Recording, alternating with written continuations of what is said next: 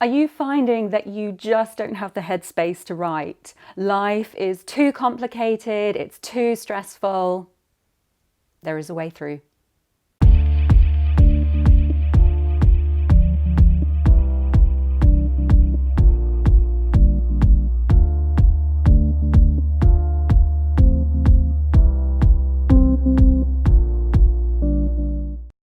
So how many times do you find yourself dwelling on an argument that you've had with a family member, or replaying a conversation that you had with your boss at work over and over and over and over and over and over?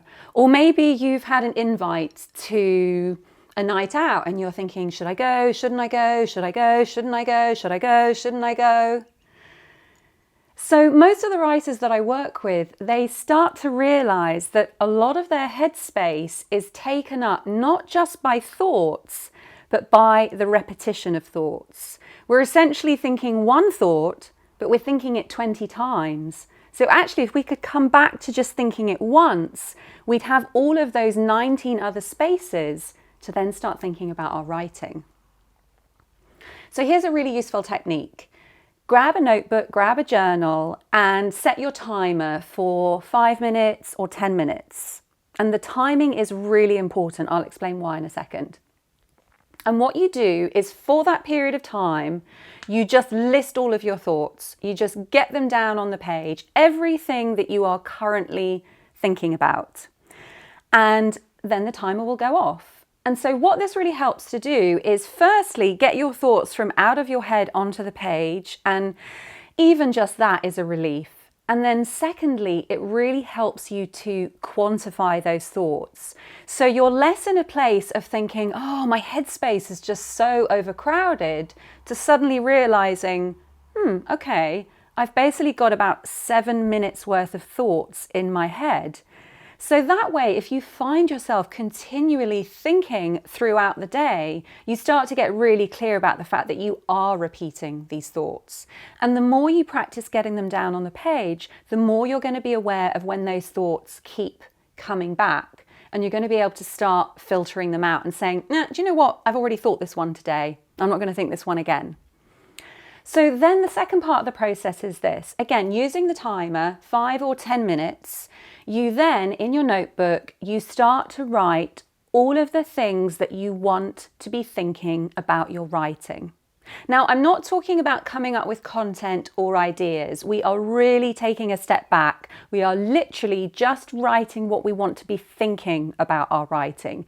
So you might say things like, I want to be thinking about my writing as something I enjoy, or I want to be thinking about my writing as something that I treat myself to when I find my head is empty of all the thoughts that it usually is filled with.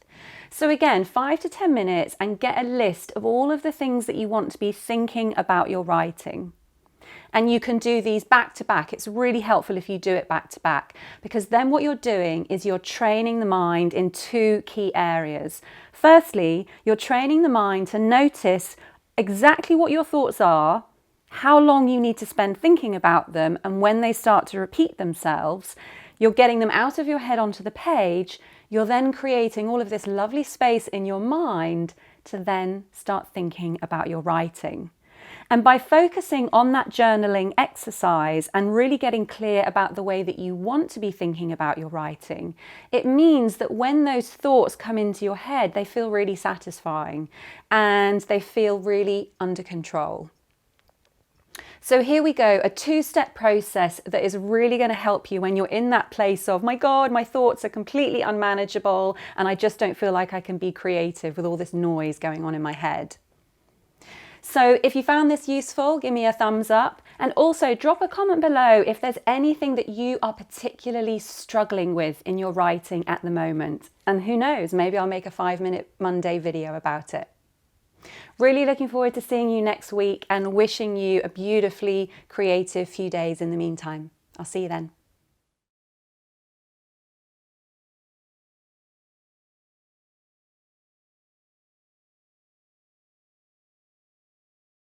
It's 2019 and you still haven't written your novel.